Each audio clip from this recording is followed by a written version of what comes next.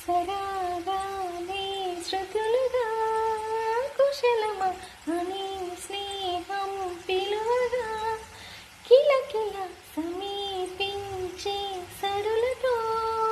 ప్రతి పొద పదాలేవో పలుకగా కొనుకరాక బుట్ట బొమ్మ గుబులుగుందని వనము లేచి వద్దకొచ్చి నిద్రపుచ్చని జాము రాత్రి జాబిలమ్మ జోల పాడిన ఇలా జోరుగాలిలో జాజకొమ్మ